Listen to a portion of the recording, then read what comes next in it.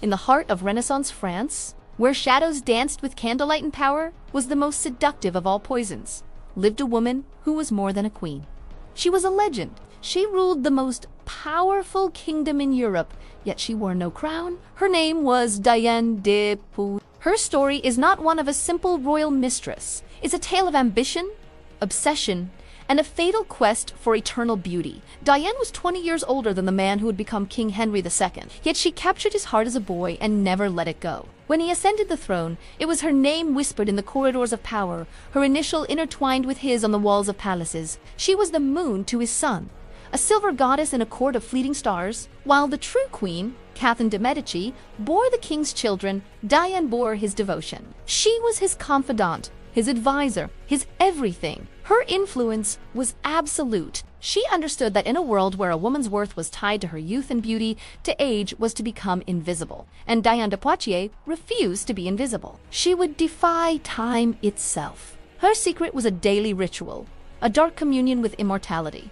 Every morning, as the sun rose over the Loire Valley, Diane would drink a shimmering concoction, wine infused with gold. Alchemists of the era whispered that gold was a divine metal, a fragment of the sun itself, capable of purifying the body and halting the relentless march of time. It promised what Diane craved most: to remain untouched, to be forever the object of the king's desire. And for a time, the elixir seemed to work. Courtiers marveled at her appearance, while other women her age withered.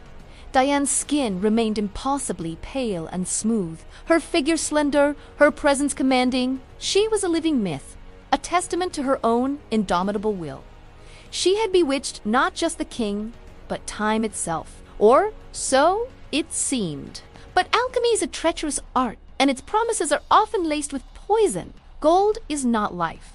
It is a heavy, inert metal. It does not nourish, it accumulates. Drop by drop, day by day, year by year, the liquid gold settled deep within her, a silent killer building its tomb inside her living body. It was a slow, creeping death disguised as eternal youth. While she looked flawless on the outside, a creeping decay was taking hold within. Her bones grew brittle. Her hair, which had remained dark for so long, began to thin and turn a ghostly white. Her legendary strength ebbed away, leaving a fragile woman in its place. The very potion she believed was preserving her was, in fact, meticulously destroying her. Then, in the summer of 1559, fate delivered its cruelest blow. King Genghis, the source of all her power, was mortally wounded in a jousting tournament. A splinter from a lance pierced his eye, and after days of agony, he was gone. In an instant, Diane's world shattered. The sun had set, and the moon was plunged into darkness.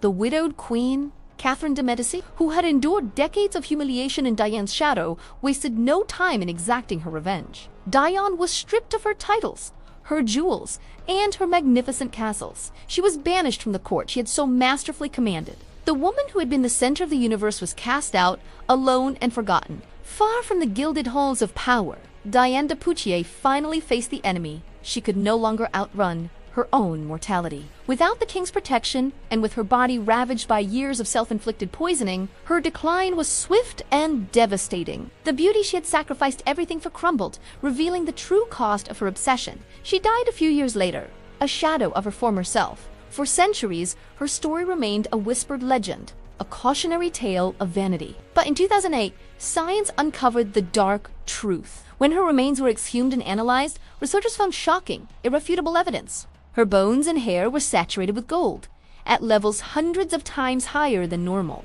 The diagnosis was chronic gold poisoning. The elixir of youth had worked in the most twisted way imaginable. It had preserved her skin, giving her the pale, luminous complexion that was so admired. But it had done so by destroying her bone marrow and slowly shutting down her body. She had traded her life for an illusion. Diane de Poitiers did not just die from a broken heart or the loss of power. She died from a relentless pursuit of the impossible. She chased forever, and in the end, it was death that answered her call.